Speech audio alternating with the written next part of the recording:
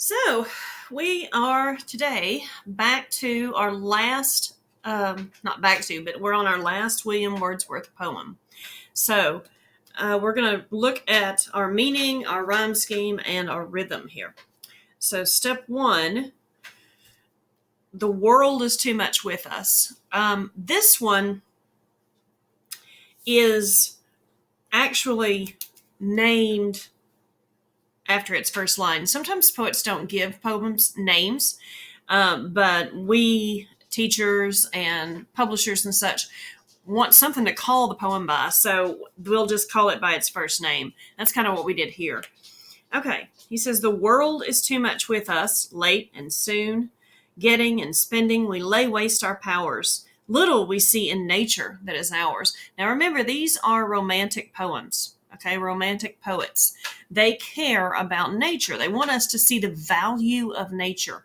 They don't care so much about getting and spending. They care about us appreciating what's already there. Now, this world, he's saying, the adjective worldly, like worldly goods, means stuff you can purchase, stuff you can buy. This is what we're talking about. He says, we've given our hearts away, a sordid boon. Now, this means an ugly gift, okay? It means we've given our life away. We've given our everything away, our hearts away, our dreams to money, to greed, to buying things. And he says that's an ugly gift to give. We shouldn't be giving our hearts away to ugly stuff like that. We should be worried about and thinking about what's there already, what's free. Okay, he says this sea that bears her bosom to the moon, and he literally means the sea showing herself to the moon. Okay, he's not being figurative here. He's literally talking about the sea underneath the moon. He said the winds that will be howling at all hours are upgathered now like sleeping flowers. So he is, in this case, actually talking about nature. Okay, we're supposed to be noticing nature. For this, for everything, we are out of tune. And he means here musical tune. To be out of tune would be, of course, to sound wrong. And we are out of tune with nature. That's what he's saying.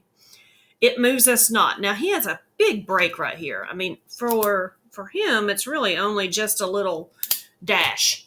But for the meaning of the poem, everything changes right here.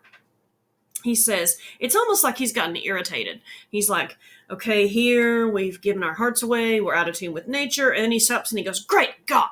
And it almost reminds me of, Doc Brown in Back to the Future. He says, great Scott! That's kind of where he is right here. He's like, he's frustrated. He says, I'd rather be a pagan, suckled in a creed, outworn. Now, creed means what you believe in. Outworn means it's old, okay? So old beliefs. He's talking about paganism and how paganism is, for the most part, gone. Now, granted, there are still pagans out there, but he's talking about the fact that they are very few and far between now. But the pagan, in his mind, cares about nature, and that's the biggest part. He says, so might I, standing on this pleasant lea, which is like a, if I'm not mistaken, a lea is an outcropping, a place you could stand and look over at the water and everything. He says, have glimpses that would make me less forlorn. Okay, I would be able to see nature for all of its beauty if I were an old pagan. Have sight of Proteus rising from the sea, or hear old Triton blow his wreathed horn. That's actually supposed to have a little accent on it. When you do that, it has two beats, not wreathed, but wreathed horn. And I made you some pictures here, not made you, I printed some pictures here. This is an idea of old Proteus, okay, rising from the sea, and the same thing here, old Triton blowing his horn. So you have two guys, which are all the same idea. You could imagine here, what's his name? The water god. Okay, sorry, I'm having a brain fart. Carries the trident, you know what I'm talking about. Anyway, yeah, sorry, cannot think of his name. Okay, Poseidon. Whew, that was hard. That was just not coming to mind. Okay, that's the idea here. We've got both with the trident, some with a horn, some as a mermaid. We're looking at Poseidon in all his different variations. That's what he's talking about. He says, if I were an old pagan, I could be standing here watching the sea. I could look at Poseidon coming up out of the water with his horn and his trident, and it would be so amazing. But instead, I'm not an old pagan, but at least I can understand and love nature for what it is.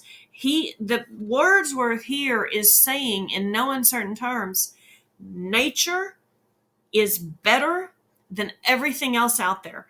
All the money you could accumulate, all the gifts and things you could buy for people, it's not going to equal what nature has to offer.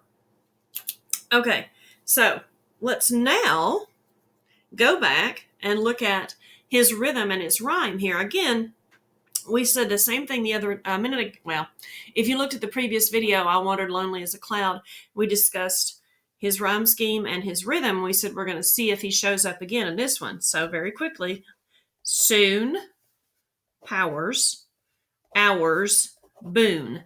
Well, there you go. Soon gets the first letter of the alphabet, right? And boon rhymes with soon, doesn't it? Okay, so it gets the same letter. Powers and hours rhyme, so they're going to get a B. Okay, moon rhymes with boon and soon, so it gets an A. Flowers and hours, I did that backwards. Hours and flowers rhyme with powers and hours, so they get B's. Tune still rhymes up here, right? With soon and boon and moon, so it gets an A. Okay, there's where we stop. So we have, if we were to write this sideways, A, B, B, A, and then we're going to repeat A, B, B, A again. A, B, B, A. And then we repeat again, A, B, B, A. Now look here, the second time around, B, worn, Lee, lorn, C, horn. Well, these are not the same, are they? It's not the same pattern. First of all, B doesn't rhyme with anything up here, so it gets a C. And everything that rhymes with B is going to get a C. So Lee and C get a C. Okay, and lastly, outworn is this last rhyme we have, so that gets a D. And forlorn gets a D, and horn gets a D. So these are alternating. Our pattern changed. He went to C, D, C, D, C, D.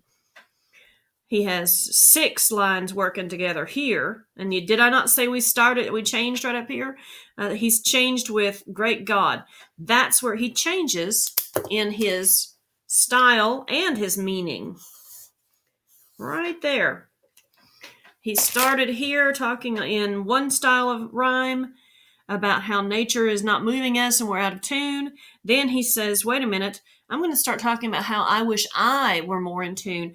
I wish I was a pagan. Okay, so he says that, and look, that's when he changes his rhyme as well. Okay, last thing we're going to look at is rhythm. Rhythm is when you stop and count the syllables. Or hear old Triton blow his wreathed horn. Or hear old Triton blow his wreathed horn. That is 10. Okay, let's count this next one.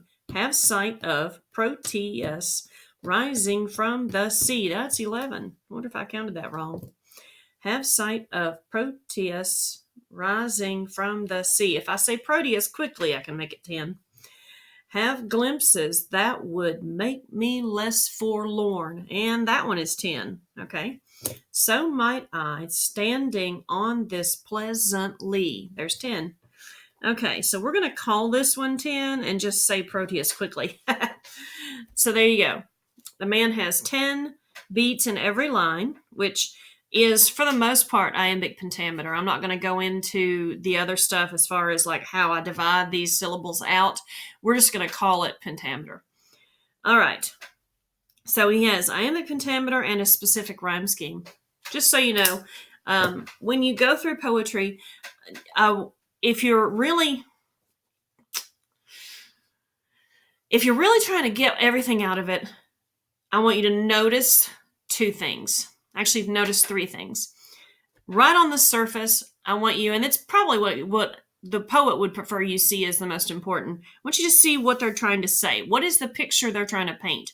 And in this case, we have painted a rather obvious picture of nature and the love of nature and how much we should be appreciating nature instead of what we're actually doing. Then I want you to go deeper. And that's when you can look at your rhyme schemes. I want you to look at rhythm, like counting out all your syllables. And you won't always have one that has exactly the same each time. Sometimes they purposely don't do that. And lastly, I want you to look if are there any references? Are there any metaphors or similes in there? In this case, with Proteus, we have a classical allusion. We have references to Greek and Roman mythology. Okay, guys, that's it for that one. And I will see you in the future with a new poet. All right.